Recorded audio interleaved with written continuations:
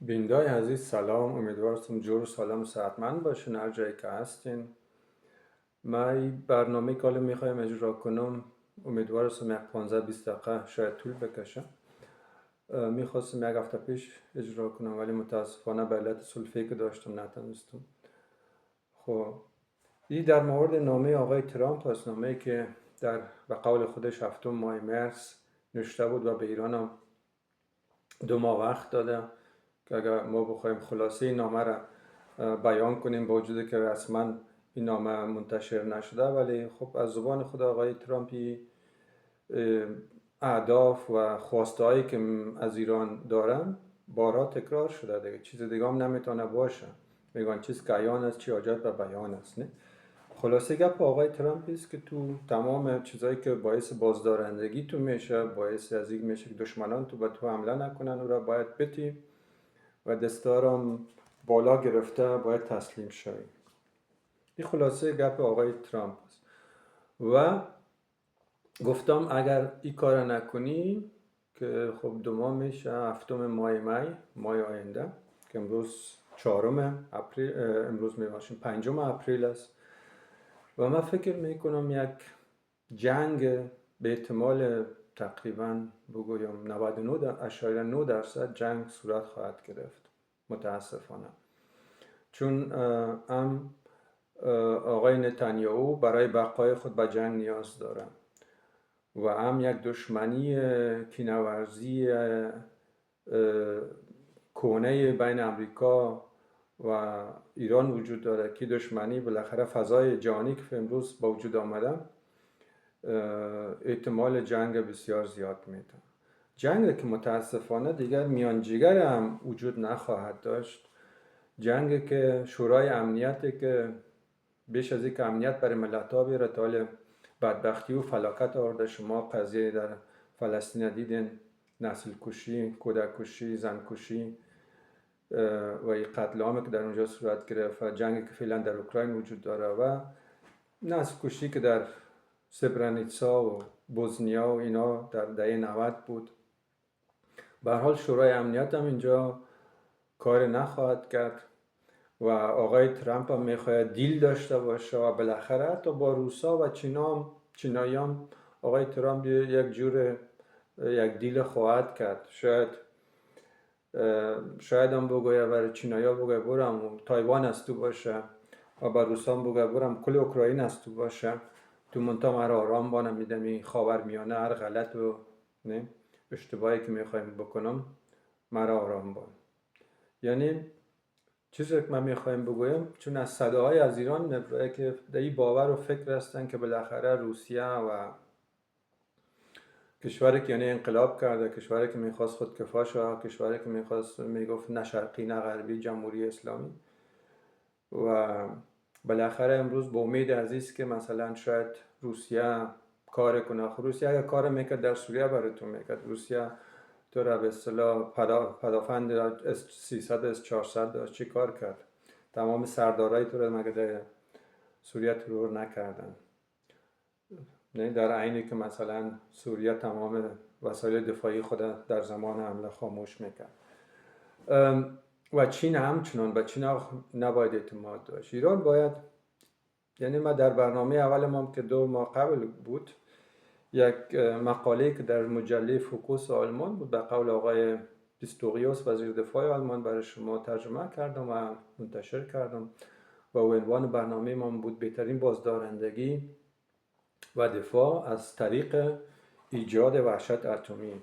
بنده شخصا هم برای دفاع بهترین گزینه را برای دفاع و صلح منطقه و جهان و چی در اروپا باشه. شما همین تاریخ 70-80 ساله اروپا رو مطالعه کنید. چرا در اروپا جنگ نشده؟ به خاطر که اینجا وحشت اتمی دو طرفه وجود داشت. هر طرف میدانسته که اگر من حمله کنم بالاخره چی میشه؟ بقای ما در خطر است. و حمله که فعلا و جنگ فعلا در اروپا وجود داره میان روسیه و اوکراین به خاطر همین بود که روی اوکراین خلسلا شد. از اوکراین اگر بمبای اتمی خود به روسیه نمیداد، هیچ وقت روسیه جرأت نمیکرد که بر سر اوکراین حمله کنه. و لیبی هم چنانه. اگر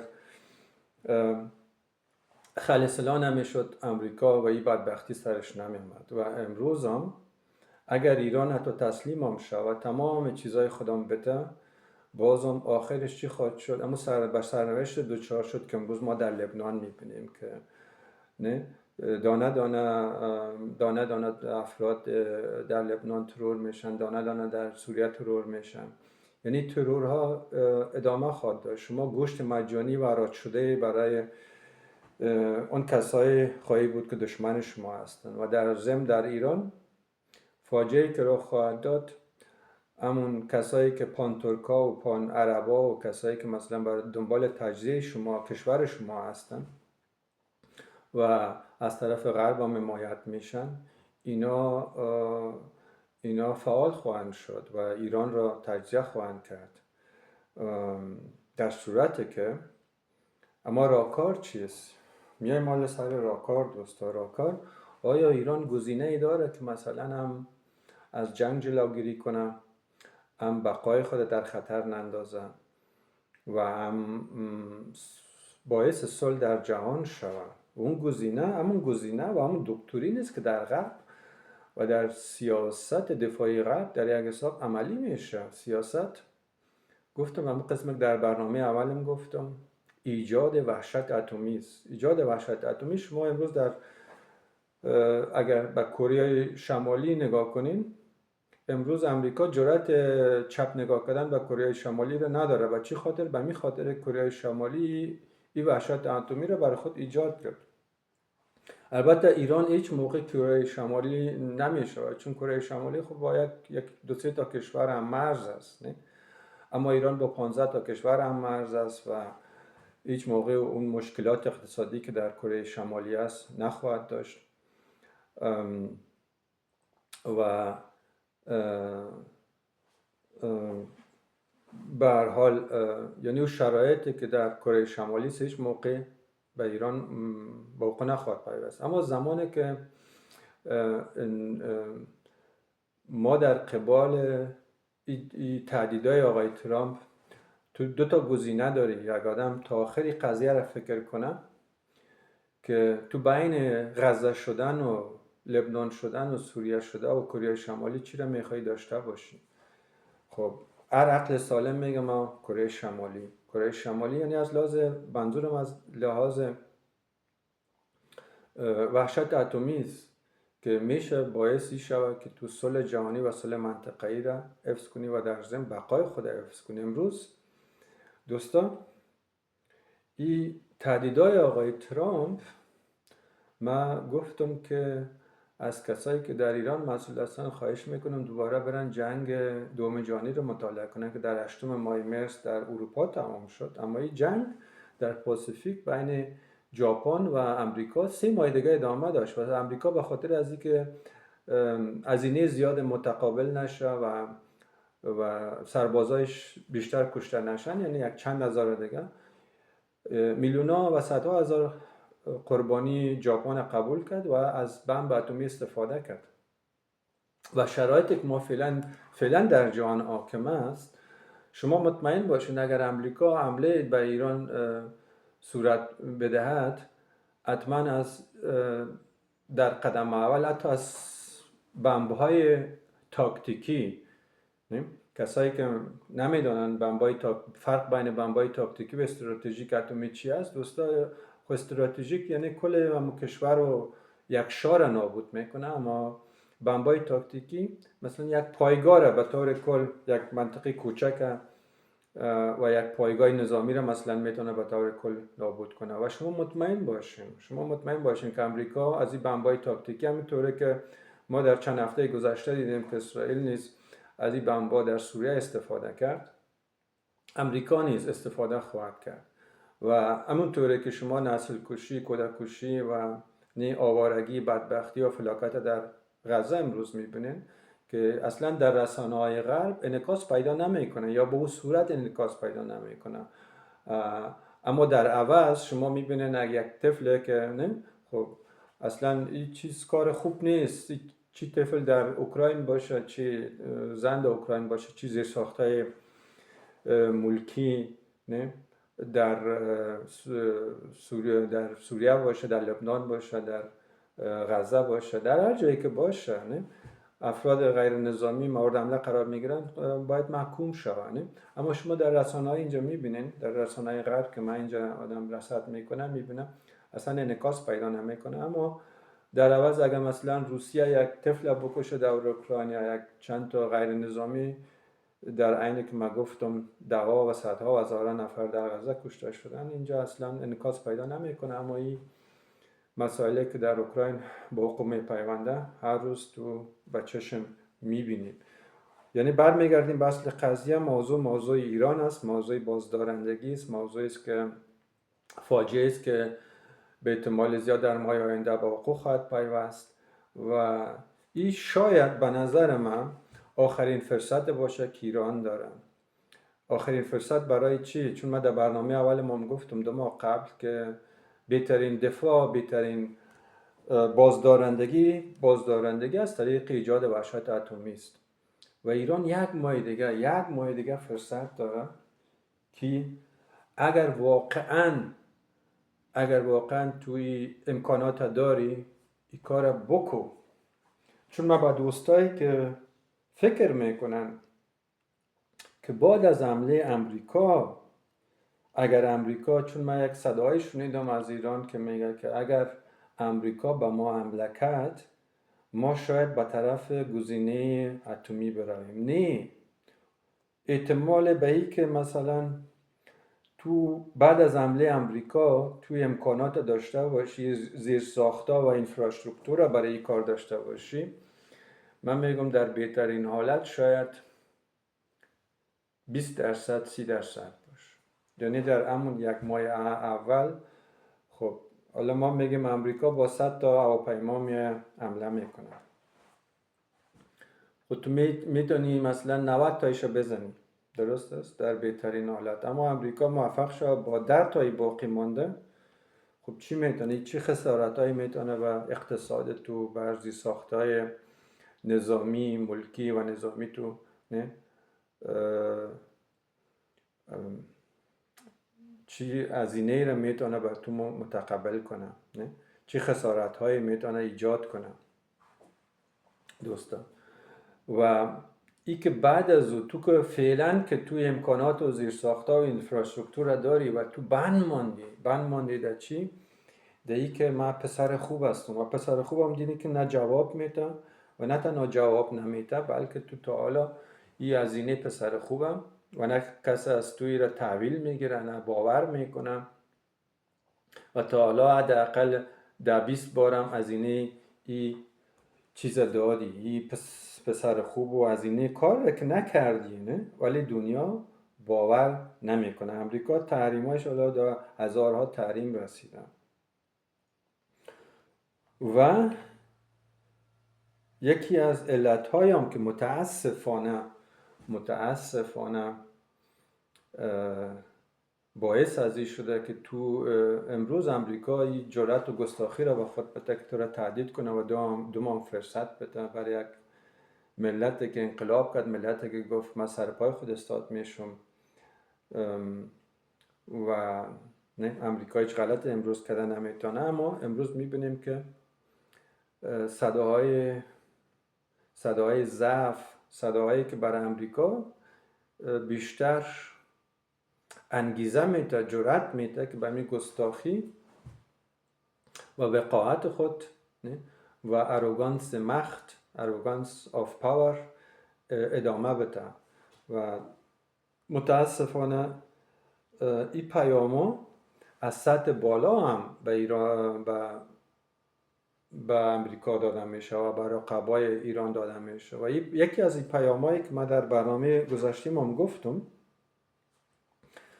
همیست که شما یکی از پیام‌ها متاسفانه فتوایی که صادر شده و صداهایی که هر روز بارها و بارها تکرار میشه که نه ما سلاح هسته‌ای نمیخوایم.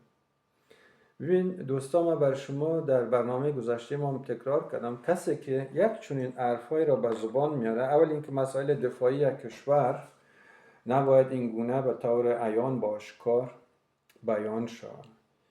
یعنی که ابهام نه ابهام، همین کاری که آقای ترامپ میکنه، یعنی بلوف میزنه. یعنی خب از آقای ترامپ هم بلوف است، چون میخواد جایزه صلح جهانی را برای خود کسب کنه و کسی که به دنبال جایزه صلح جهانی است و دنبال صلح جنگ نمیره، کسی دیگر را تهدید نمیکنه. خودش هم یک تضاد و تناقض است که در شخصیت های نارسیست و خودشیفته پیدا میشه و به می خاطر آقای ترامپ در قدم اول به دنبال عزیز که با فرستادن بی دوها و بی 52 ها و F-35 ها یک فضای را به وجود بیاره که تو تسلیم شدی.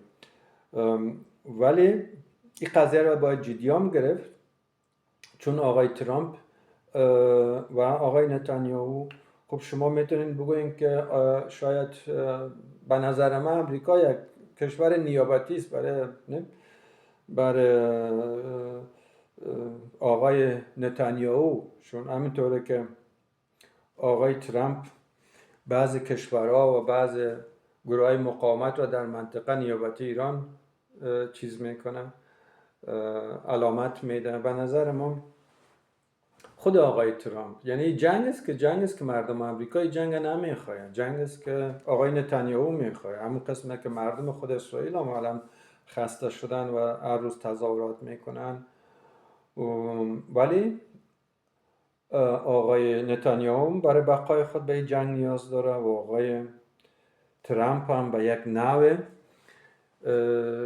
این جنگ دلش میخواه. اما چیز واقعیت رو که آدم نباید فراموش کنه، اقتصاد امریکا امروز 120% از اون جی دی پی که امریکا داره، قرض امریکا بالاتر است. یعنی اگه آقای ترامپ بخواه جنگ را برا بندازه، سوالی است که با کدام پول، نه؟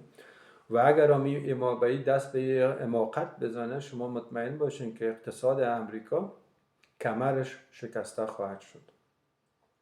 به هر حال برمیگردیم به موضوعی که من میخواستم بیان کنم دوستان، چون برنامه نباید زیاد نمیخوایم طولانی شوم.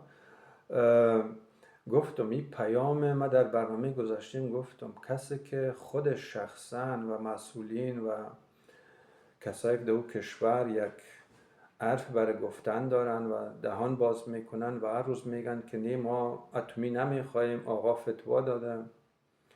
ببین دوستا، چون زمان تعارف دیگه نیست، من رک و پوسکنده که من خواره میخوایم گپ بزنم.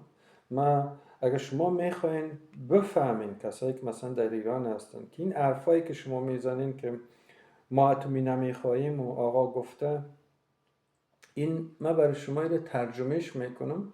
یعنی برداشت که در دنیای غرب است از یک چنین حرفای که اصلا مطابق جهان، مطابق روز نیست، من برداشت غربی ها از چنین حرفهای و از چنین اشخاص داره من برای شما بیان میکنم. اصلا این که شما فکری را کردین که چرا غربی ها تا کنین خودشان شخصا به دنبال ازی هستن که شما اتمی نداشته باشین؟ فکری را کردین؟ خب به خاطری است که میفهمن که اگه اتمی داشته باشه من نمیتونم حمله کنم و اگر حمله کنم بقای خودم هم در خطر است. متوجه هستین؟ و اگر شما به این می نازید و این می بالید که ما موشک داریم و ضد هوایی داریم و موشک های زیرزمینی و شهرهای موشکی داریم، اینا همش خوب است در صورت که مکمل اون بازدارندگی اتمی باشد. اگر مکمل نباشد، شما میدونین چی به وقوع خواهد پیوست ماه آینده و در آخر این جنگ، چون جنگ های امروزه دیگه میانجیگری وجود نداره، این جنگ باید تا آخر باید ادامه پیدا کنه تا ای که زور و توان و پتانسیل و رسورس یک طرف به پایان میرسه. همون رقمی که شما در غزه میبینین، با وجودی که نسل کشی، کودک کشی، زن کشی ادامه داره، اما این جنگ هنوز هم ادامه داره و آقای ترامپ هم چک سفید برای آقای نتانیاهو داده برای قتل عام و کشتار مردم. ما در یک چنین دنیای زندگی میکنیم در یک چنین جهانی که امروز زور حاکم است، نظام سلطه حاکم است و توی نظام سلطه را تنها میتونی در صورت ازم بپاشانیش که تو هم زورمند باشی و نه گوسپند و گو و مرغ و که برای خوردن نباشی. چون قانون سلکسیون کسایی که زور ندارن، قدرت ندارن، اونا تنها برای خوردن هستن. و شما دیدین که سفر آقای نتانیاهو در مجارستان و آقای اوربان از پذیرایی که کرد از او شخص کیانی باید بازداشت شود، حکم بازداشت بین المللی صادر شده. آقای اوربان از این قانون بین المللی و دادگاه بین المللی خارج میشه. ما در یک چنین دنیای زندگی میکنیم، دنیایی که امروز مستقیما آقای ترامپ میاد تهدید میکنه، کشورها رو میخواد بگیره، مرزها رو میخواد تعیین کنه. تو میخوای پسر خوب باشی؟ یعنی هنوز من نمیفهم که آقایون در کدام باغ زندگی میکنن، در کدوم باغ زندگی میکنن، یعنی در کدوم واقعا در کدوم پنجره و خانه و اتاق زندگی میکنن که اصلا برداشت درست از دنیا ندارن. همونطوری که متاسفانه خدا رحمت کنه سید مقاومت را که میگفت ما یواش یواش میزنیم و یواش یواش پیش میریم و اسرائیل داشت صد تا هزار تا افراد بیگناه را میکشت و بمباردمان میکرد. آخرش هم دیدیم که چی شد. یواش یواش دوستا جواب نمیتن و این بازدارندگی غیر اتمی هم عاقبت و آخرش همون چیز خواهد بود و خواهد شد که بعد از جنگ دوم جهانی در اروپا و سر ژاپن آمد. یعنی چی؟ یعنی که تو فکر کن که در شطرنج ژئوپلیتیک و جنگ که در وقوع خواهد پیوست بین امریکا و ایران، شما ببینید مثل این شطرنج، دوستا شما شطرنج حتما اکثر شما بلد هستین. متاسفانه در ایران در ابتدای انقلاب شطرنج حرام بود، بعدا حلال شد، ولی ما شطرنج بازی میکردیم دوستا. من اگه باشم در مجموع در پالوی اخلاص و تقوا و چیزایی که هست برای انتخاب یک ژنرال، من بهترین ژنرال ها را در پالوی صفاتی که من ذکر کردم از بهترین شطرنج بازا انتخاب میکنم دوستان. ولی مثال را که من میخوایم برای دوستا بگویم، برای ایران، برای کسایی که اگر میخوان از حادثه‌ای که در ماه آینده، حادثه فاجعه‌ای که بر سر شما امریکا میخواد بیاره جلوگیری کنین، باید هسته‌ای شوین. باید قبل از این هفتم ماه مهر شما حتی اعلان کنین که هسته‌ای شدن خود را حتی اعلان کنین که امریکا بدانه که زمانی که با شما در این بازی رو شروع میکنه، شما فکر میکنین که اگر حتی تمام این فیگورای این بازی شطرنج، شما بازی شطرنج میدونین دوستان، اگر تو تمامی فیگورای که طرف مقابل است، یعنی در یک حساب تو فکر میکنی که در این بازی شطرنج تمام فیگورای طرف مقابل خوردی، این طرف مقابل یکی سفید یا سیاه، از سفید مثلا اسبش باقی مانده، دیقانش باقی مانده، فیلش باقی مانده، رخش باقی مانده. تو حتی فکر کو که امریکا خو یک دیقان مانده. این دیقان میتونه مثلا دوباره نخست وزیر کنه و بازی را تغییر بده، اما ببین که همین دیقانش هم تو زدی، تنها مان شاه، ولی از تو چی مانده؟ اسب مانده، رخ مانده، دیقان مانده. خب تو باید بازی رو ببری در یک حساب، نه؟ در یک حساب باید بازی رو ببری. اما امریکا چی کار میکنه؟ که یعنی احتمالش کم است، چون این پتانسیال امریکا خود در منطقه تنها نیست. کشورهای جنگ که شود حداقل فرانسه، آلمان انگلیس و در یک حساب ناتو، همینطوره که امروز کشورهای مثل بحرین، اردن، عربستان، امارات و بسیار قطر، اینا کشورهایی هستند که امریکا در تمام اینا نه تنها پایگاه داره، اینا در این کشورها را تو میتوان عضو ناتو حساب کرد. همونطوری که در وعده صادق شما دیدن که اکثر راکتایی که از ایران پرتاب میشد به طرف اسرائیل از اردن اینا رهگیری شدن و منهدم شدن و بسیارش هم خورد، اما او تأثیری را که باید می داشت متاسفانه نداشت. و یه تثبیت او به اصطلاح اقتدار را که باید ایران میکرد در عقرم که داشت در وعده صادق سه که متاسفانه نکرد. خب شما ببینید دوستا، زمانی که ایران یک چنین عقر داشت استفاده نکرد، این خودش همین رفتار غلط و اشتباه باعث امروز همین به اصطلاح گستاخی آقای ترامپ شد. به هر حال ما در بازی شطرنج ما گفتم دوستا، از سفید فیگورای زیاد باقی مانده، اما سیاه تنها شاه مانده. تنها شاه مانده. اما امریکا چی کار خواهد کرد؟ گفتم همون بلای را از آستین خود چی برمیاره امریکا؟ بمب اتم که ما گفتیم تاکتیکی و استراتژیک. و بالاخره چی خواهد شد؟ یا شاید بگویم متاسفانه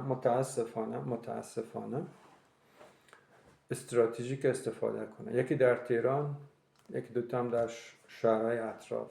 چی خواهد شد؟ اگر ایران، حالا میه نوبت من او گزینه که من میگم که از این فاجعه جلوگیری میکنه، امریکا این از آستین کشید، یعنی بازی باختره دوستا. امریکا چیکار میکنه؟ با استفاده از این فیگوری که ایران از او برخوردار نیست و ژاپن هم در جنگ دوم جهانی از او برخوردار نبود،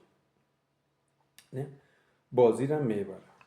اما اگر ایران هم بگوید که قبل از شروع این بازی دوستا، قبل از شروع بازی شطرنج که بگوید امریکا جون تو که داری منم دارم، چی میشه؟ شاید یک 6 ماه یک کمک واره غوغا به پای شبه و سهام های داو جونز و دکس و S&P 500 و اینا پایین بره. خب مگر این چی میشه؟ دلار شاید سقوط کنه. خب این چی میشه؟ این به ضرر کیست در قدم اول؟ اما تو چی کار کردی؟ تو در این بازی شطرنج که داری هنوزم یعنی تو در این بازی شطرنج داری هنوز فیگورای زیادت، اما متاسفانه در این جنگ که صورت گرفت زیرساختای اقتصادی نظامیت از دست دادی، شخصیت‌های مهم را از داخل و بمباردمان خارجی و ترورهای داخلی از دست دادی. تو بقای در خطر، حوالی که داری بعد از این حمله‌ای که امریکا کرد زخمای خود داری میلیسی. آیا امکانی را خواهی داشت که از این گزینه‌ای که میتوانست تمام اون فیگورای شاخ تو را حفظ کنه، امنیت تا حفظ کنه، زیرساخت‌های اقتصادی و نظامی تو را حفظ کنه، اما تو چون پسر بچه خوب میخواستی باشی، پسر بچه‌ای که نه کسی باورش کرد، و آقای گروسی که هفته آینده در تهران میآید دوستا یک گزارش آقای گروسی حداقل 3 برابر اون فتوای آقا ارزش داره در دنیای غرب. و از دنیای غرب شما من خواهش میکنم دیگه این فتوا رو واقعا منع کنید. این آقا تا زمانی که خودش هم زنده است این فتوا رو منحل کنه و یک فتوای دیگه بوده که همون وحشت اتمی باشه که شما اصلا جنگ نشه. یعنی به این خاطر من این گپ میزنم که برای حفظ صلح در کشور شما و در منطقه و در جهان برای حفظ زیرساخت‌های خود و در آخر برای حفظ بقای خود. یعنی امروزه دکترین نظامی که از وحشت اتمی برخوردار نباشه اصلا شما را کس تحویل نمیگیره و در هر جنگ و درگیری که باشه شما هم کم میارین و هم بالاخره اون رقیب شما که از این گزینه برخوردار است استفاده میکنه و اون بلایی را میاره و اون عاقبت دچار میشین که ژاپن دچار شد. پس اگر هم شده برای یک 6 ماه شما پسر بچه بد باشین مثل آقای کیم جون یون که بقای خود حفظ کرد و تنها دوستا در اون بستره که شما بقای شما حفظ میشه، در اون ساختار و اینفراستراکچوره که بقای شما حفظ میشه، شما میتونین از لحاظ اقتصادی، اجتماعی، سیاسی، نظامی پیشرفت کنین.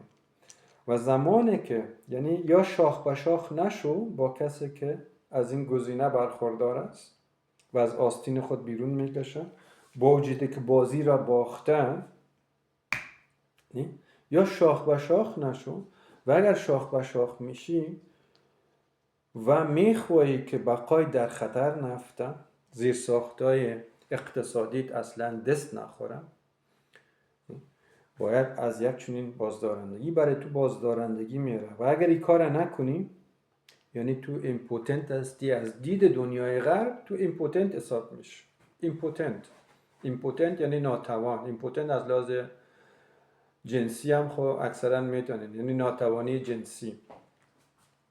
و اگر تو شما ببین که شما فتوا صادر کردین بر از این که من ایمپوتنت باشم، من هم پسر خوب هستم و من هم ایمپوتنت هستم، یعنی این پیام شما اگر تا حال درک نکردین باید باز اون برنامه که من 2 ماه پیش اجرا کردم باید درک میکردین و اگر تا حال هنوز هم درک نکردین به خود بیاین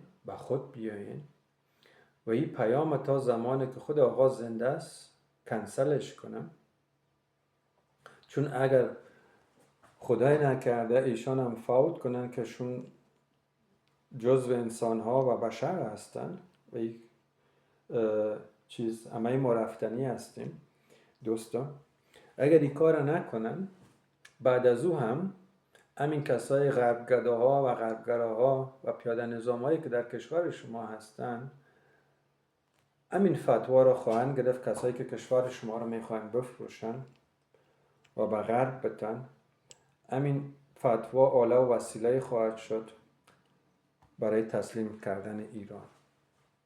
اما گفتم این فتوا بر مبنای چیز یعنی ای که ما ایمپوتنت هستیم و ایمپوتنت امروز نه تحویل میگیره و نه در جنگ که با وقوع خواهد پیوست. آخرش ما گفتم تمام آخر جنگ امروز جنگایی که صورت خواهد گرفت جنگ بقاست، جنگ است که زمان پایان می‌یابد که ریسورس و پتانسیل طرف مقابل تمام شد.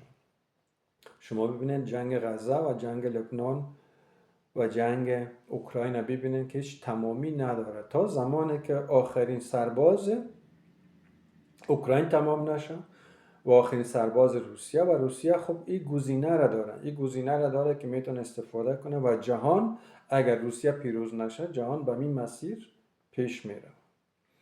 ما امیدوار هستیم دوستان برنامه ما زیاد طولانی نمیکنم، بیش از این که من میخواستم ادامه پیدا کرد. امیدوار هستم که پیام برسه و ما گفتم دل خوش نکنین به این شرکای موشکی و چیزایی که هست.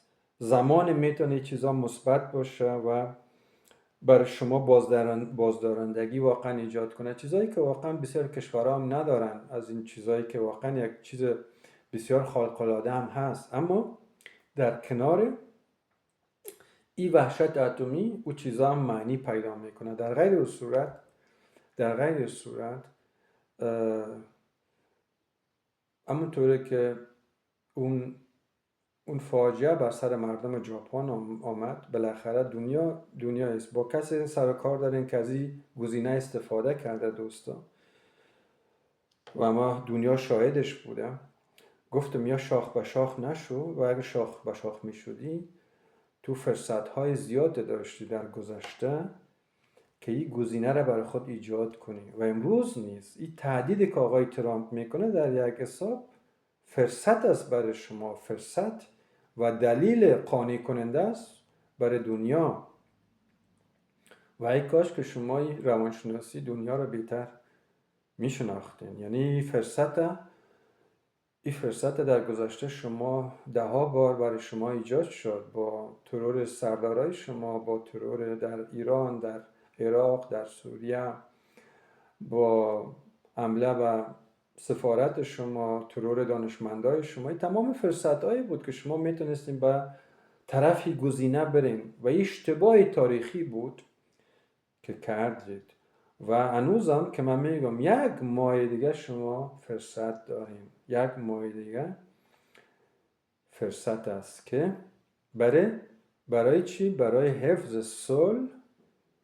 صلح در منطقه، در کشور خود، در جهان و برای بقای خود. و اگر این گزینه را نداشته باشید، جنگ خواهد شد، دشمن شمایی گستاخی خود ادامه خواهد داد، هم جنگ را خواهد کرد و هم بقای شما در خطر خواهد افتاد. همون کاری که امروز اسرائیل با لبنان و سوریه میکنه و از او بدترش در ایران با وقوع خواهد پیوست. ایران به 4 کشور تجزیه خواهد شد اگر شما از این گزینه نداشته باشید. و با این همه دشمنان داخلی و چالش‌های داخلی و خارجی که شما دارین، باید از این گزینه استفاده کنین و این حق شماست. من میگم از این 5 تا کشور اتمی که از دوستا گپ ادامه پیدا میکنه، نمیخواستم ادامه پیدا کنم، اما این 5 کشور اتمی 4 تاش مسیحی است، یکیشم چین است. این جایگاه مسلمان ها در اینجا کجاست؟ جایگاه مسلمان ها اینجا کجاست؟ چرا مسلمان ها از این بازدارندگی برخوردار نباشن؟ چرا؟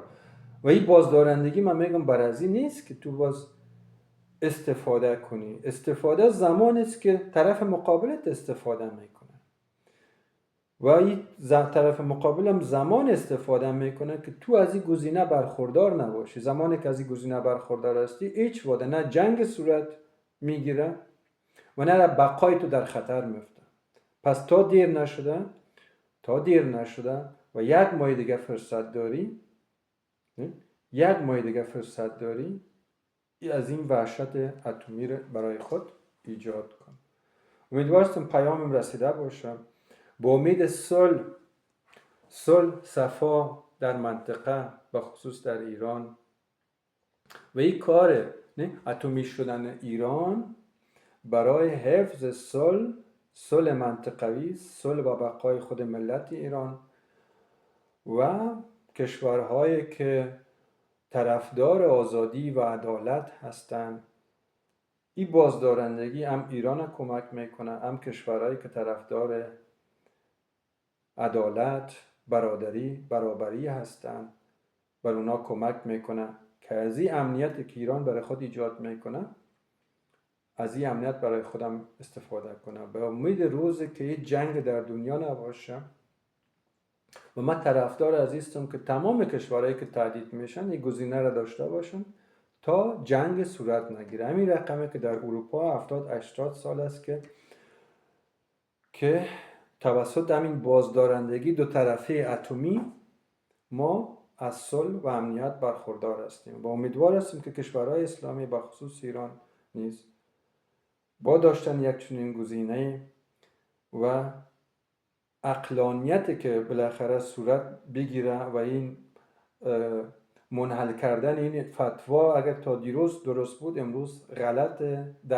است و اشتباه محض است. تکرار این گزینه و این پیام و تصویری که از شما میده چیزی نیست جز این که ما ایمپوتنت هستیم و برای این ایمپوتنت بودن هم فتوا هم داریم و ما پسر خوب هم هستیم و پسر خوب در این دنیا نه بروز است و عاقبتش هم دیدیم. و این سخنان ما با یک حرف از امام علی علیه السلام به پایان میرسانم که میگه اطفالت و خودت مطابق زمان و مکان تربیه کو. و امروز زمان موشک است و زمان بازدارندگی حتمی است و اگر نباشی بلیده خواهی شد. پس مطابق حرف امام علی عمل کن اگر میخوایی موفق باشی. و اون تفسیر است، درست است، از همون که وعد الله ما استطعتم من قوه. ولی که میگی قوی باش، سطحش دیگه تعیین نکن که تا اینجا قوی باش. قوی باش وحشت ایجاد کن که دشمنت جرأت حمله را به تو نداشته باشه. و اگر نداشته باشی همون بلای سرت میاد که گفتم سر مردم ژاپن خواهد. با امید صلح صفا دوستان برای همه. تشکر که تا حالا بیننده من بودید.